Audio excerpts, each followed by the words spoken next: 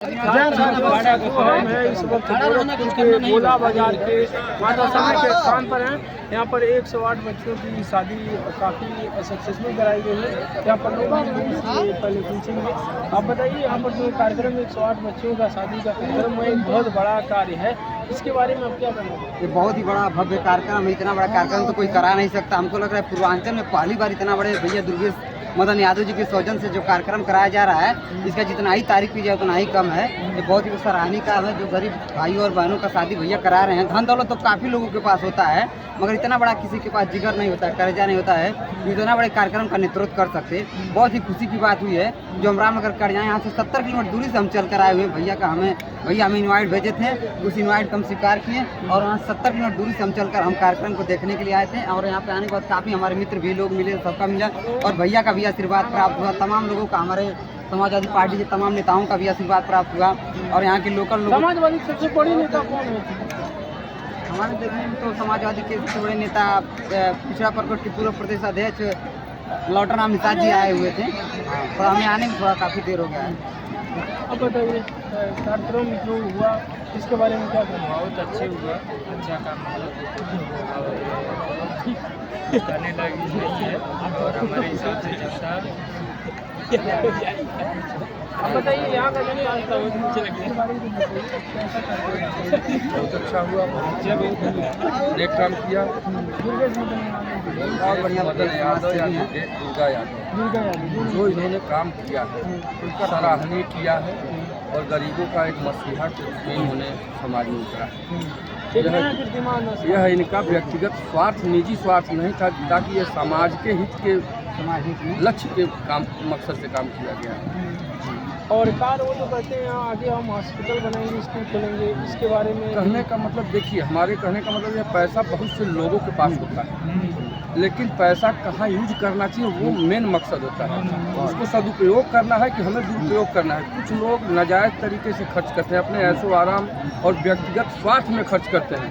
कुछ लोग पैसा को इस ढंग से यूज करना, सही ढंग से मतलब सदुपयोग ढंग से खर्च करना चाहते हैं, ताकि वो समाज के हित में काम आए, हमारे बच्चों के शिक्षा संस्कार में काम आए, ताकि आने वाले भविष्य में हमारे परिवार और हमारे खानदान का भविष्य उज्जवल हो। और इसके साथ साथ समाज में लोग हमें जो है, हमारा कीर्ति जो है विद्यमान रहे, ताकि हम रहें चाहे न रहें। इनकी जो सोच है वो मैं बता रहा हूँ, हम रहें चाहे न रहें, लेकिन हमारा लक्ष्य जो है यह आगे भविष्य में आने वाली कई पीढ़ियों तक के विद्यमान हो। ये जो बोले हैं वो करें, बोले हैं तो करेंगे। और जिस तरह लोगों का विश्वास है, विश्वास को जीतने का कार्य किए हैं, ये आगे लगता है कि मतलब वो बहुत जल्द ये काम का शिलान्यास का मतलब यह है कि व्यक्तिगत जो आदमी निजी स्वार्थ में काम नहीं करता है वो हमेशा सक्सेस रहता है। जिसका जब स्वार्थ हो जाता है वही वो फेल हो जाता है। यह फेल इसलिए नहीं हुए हैं कि इनका निजी स्वार्थ नहीं था, यह जो भी था वो विश्वनियंता की कृपा से इन्होंने किया है।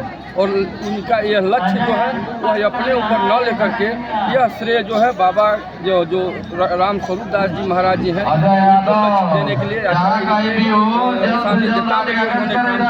अनुकंपा से किया, इनकी कृपा से किया है। तो ये मतलब ये इसका श्रेय जो है वो देना चाहते हैं अपने मतलब इष्ट को।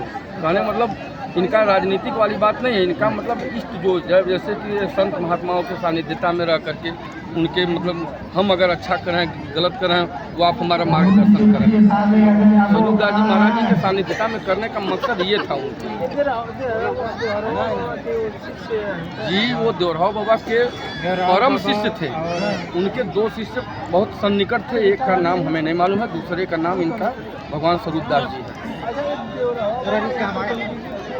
नहीं, आने का मतलब उनके वो कब कहाँ रहते थे ये सब लोग नहीं जानते, लेकिन कहने का मतलब देखिए जो तो सिद्ध पुरुष होते हैं वो जहाँ एक क्षण के लिए चले जाते हैं वो उनका लक्ष्य होता है, तभी वो वहाँ जाते हैं। और वह लक्ष्य जो है वह उनके न रहने के बाद वह उनके शिष्य जो परम शिष्य होते हैं वह उस लक्ष्य को पूरा करते हैं।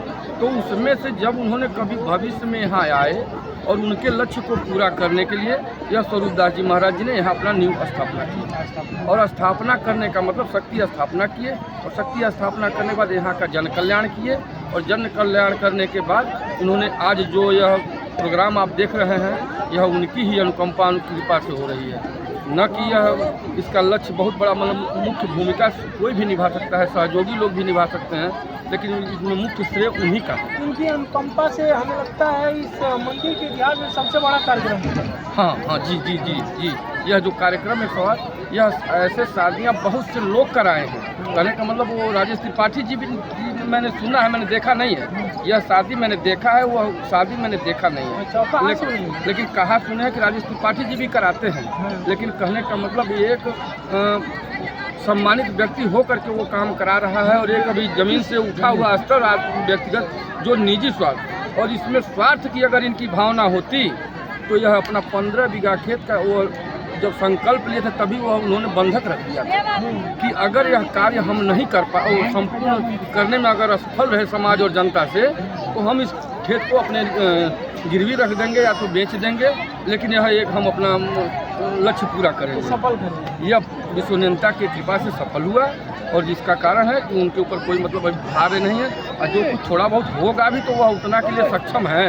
ऐसा नहीं है कि वह सक्षम नहीं है। अब उनके पास हित दोस्त चाहे अच्छे लोग जो लोग हैं उनके पास साथ थाईलैंड में, चाहे अदर लोग जो भी है जो उनके साथ में, अब अगर कोई मान लीजिए 10-5 लाख 2-4 लाख रुपया अगर कम ही पड़ गया संजोग से, मान लीजिए हम अभी उनका मतलब एक्यूरेट नहीं, हम जब ये अकाउंटेंट हम नहीं हैं उनका, लेकिन हमारे कहने का मतलब अगर कुछ कम पड़ भी गया होगा तो उनके जो सहयोगी हैं वो सब मैनेजमेंट कर लेंगे। और उनका सहयोगी दल भी बहुत बड़ा है। बड़ा नहीं, बड़ा था नहीं, बड़ा बन गया है, बना है पर नहीं। वही कहने का मतलब देखिए, जब जिन्होंने जो संकल्प लिया और जब संकल्प लेने के बाद जब इनका संकल्प लोगों के अंदर प्रभावित हुआ, तो जो अच्छे लोग राजन जब बहुत लोगों ने मतलब जब ये कार्य कर रहे थे जी, अपना मतलब अपने रियल फील्ड में जी, मतलब बात कर रहे थे तो वहाँ पर बात कर रहे थे तो वहाँ पर कई लोग वहाँ बाधा उत्पन्न करने की भी कोशिश करी, उन लोगों के गाल पे करारा तमाचा। कहने का मतलब देखिए, जब अच्छा काम करने के लिए कोई भी व्यक्ति सामने आता है, कोई भी व्यक्ति हो गया, तो उसके सामने बाधाएं आती हैं। बाधाएं आने के बाद उसका दृढ़ संकल्प है और निजी स्वार्थ नहीं है, तो वह संकल्प पूरा होने में विश्वनियंता कभी फेल नहीं करेगी। वो मदद करती है विश्वनियंता, उसकी कृपा को कोई जान नहीं पाता है।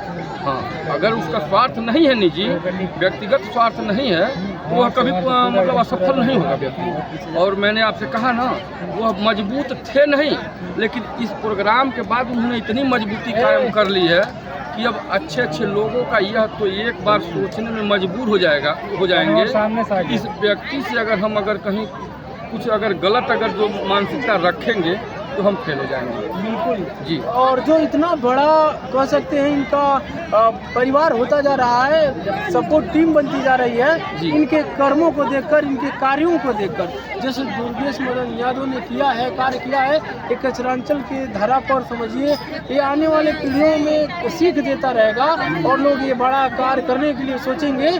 दुर्गेश मदन यादव ने अपने सोच को पूरा कर दिया है, और जो कहते हैं हॉस्पिटल और स्कूल की, वो भी करने के लिए प्रयासरत रहेंगे। इसके बाद उसी की बारी।